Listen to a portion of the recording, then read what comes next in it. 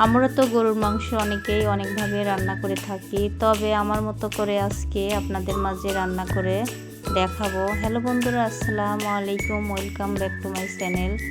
আপনারা সবাই কেমন আছেন? আশা করি যে যেখানে আছেন অনেক অনেক ভালো আছেন। আমি আলহামদুলিল্লাহ ভালো আছি। তবে আপনারা যে যেখান থেকে আমার ভিডিওটা দেখছেন, প্লিজ ভাই বোনেরা ভিডিওটা ছোট্ট একটা লাইক দিয়ে ফুল ওয়াচ করে দিবেন। তবে চলুন দেরি না করে মূল রেসিপিটি শুরু করা যাক। এখানে আমি গরুর মাংস নিয়েছি 1 কেজি। তবে এই মাংসটা আমি জাল করে রেখে দিয়েছিলাম। আর জাল করে রেখে দিয়েও কিন্তু মাংস রান্না করলে অসাধারণ লাগে। এখানে আমি নিয়েছি কিছু আলু। আজকে আমি আলু দিয়ে আপনাদের মাঝে রান্না করে দেখাবো। এখানে আমি নিয়েছি আদা গ্রেট করা, পেঁয়াজ রসুন আর মরিচ কেটে নিয়েছি। এখানে আমি নিয়েছি মরিচের গুঁড়া, হলুদের গুঁড়া, ধনিয়া গুঁড়া আর গরুর মাংসের মশলা। এখানে আমি নিয়েছি এলাচ, দারচিনি, লবঙ্গ, তেজপাতা। এখানে আমি নিয়েছি কিছু লবণ। এখন আমি চুলার উপর চলে এসেছি। আর এই মাংসটা কিন্তু কড়াইয়ে রান্না করব, কষিয়ে রান্না করব।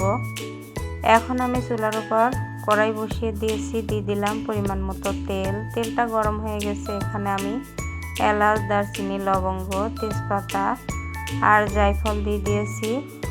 এখন আমি দিয়ে দিলাম পেঁয়াজ কুচি, রসুন কুচি। এগুলো দেওয়ার পরে 2-3 মিনিটের মতো নাড়াচাড়া করে বাদ বাকি মশলাগুলো আমি দিয়ে দেব। তবে আমার ভিডিওটি এতক্ষণ দেখতে দেখতে ছোট্ট একটা লাইক দিতে যারা ভুলে গেছেন, প্লিজ ভাই বোনেরা ছোট্ট একটা লাইক দিয়ে ভিডিওটা ফুল কন্টিনিউ করে দিবেন। এখন আমি দিয়ে দিলাম আদা গ্রেট করে রাখা লবণ। এ পর্যায়ে আদা গ্রেট করে রাখা লবণ দেওয়ার পরে 2-3 মিনিটের মতো সুন্দর করে নাড়াচাড়া করে নেব। আর এই পেঁয়াজ রসুনটা কিন্তু সুন্দর করে কষিয়ে কষিয়েই গলিয়ে নেব। এখন আমি এখানে দিয়ে দিচ্ছি হলুদের গুঁড়া, মরিচের গুঁড়া আর ধনিয়া গুঁড়া, গরুর মাংসের মশলা। এ পর্যায়ে এগুলো দেওয়ার পরে সুন্দর করে কিন্তু ভালো মতো কষিয়ে নেব। তবে আমার ভিডিওতে যদি কোনো নতুন ভাই বোনেরা এসে থাকেন, ছোট্ট একটা লাইক করে দিবেন। আর যদি ইউটিউব থেকে দেখে থাকেন, একটা সাবস্ক্রাইব করে পাশে থাকবেন। আর ফেসবুক থেকে দেখে থাকলে অবশ্যই ফলো দিয়ে পাশে থাকবেন।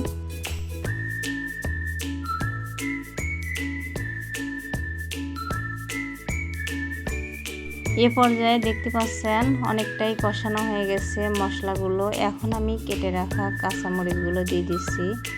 আর কাঁচামরিচটা দেওয়ার পরে আবারও সুন্দর করে ভালো করে নাড়াচাড়া করে মশলার সাথে মিক্স করে নিচ্ছি। এখন কাঁচামরিচটা দেওয়ার পরেও কিন্তু কষানো হয়ে গেছে। এ পর্যায়ে এখানে আমি অল্প একটু পানি দিয়ে দিলাম, যেহেতু নিচ থেকে লেগে যাচ্ছিল। আর একটু কিন্তু আমি কষিয়ে নেব। আর বিশেষ করে এভাবে কষানো মাংস রান্না করার সময় ভালো করেই কষাতে হয়। এখন আবারও সুন্দর করে ভালো করে কষানোর পরে উপর দিয়ে তেল ছেড়ে দিয়েছে। এখন আমি মাংসগুলো দিয়ে দেবো। এই যে মাংসগুলো দিয়ে দিলাম। মাংসগুলো দেওয়ার পরে সুন্দর করে নাড়াচাড়া করে ভালো করে মিক্স করে নেব।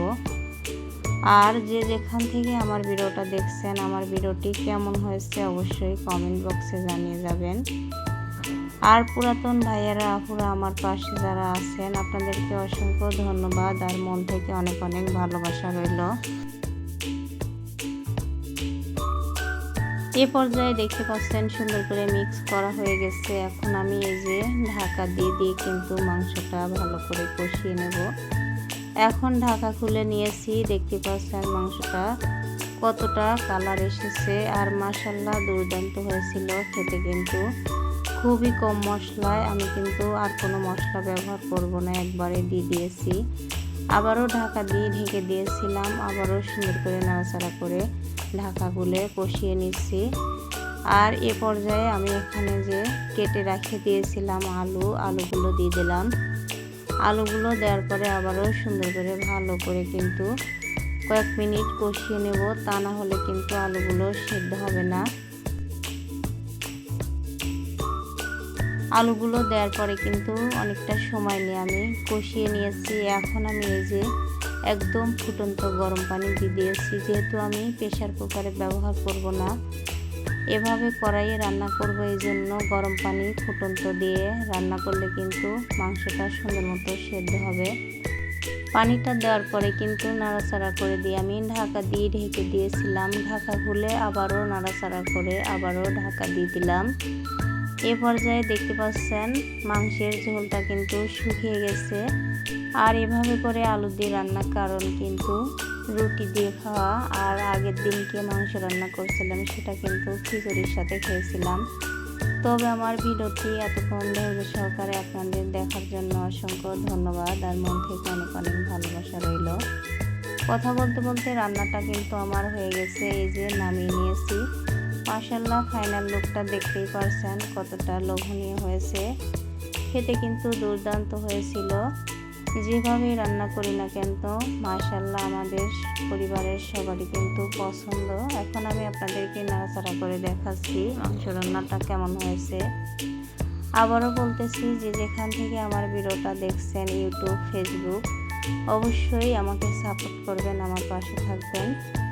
এখন আমি একটা প্লেটে কিছু পরিবেশন করে নিচ্ছি। আর দেখতেই পাচ্ছেন কতটা সুন্দর হয়েছে কালারটা।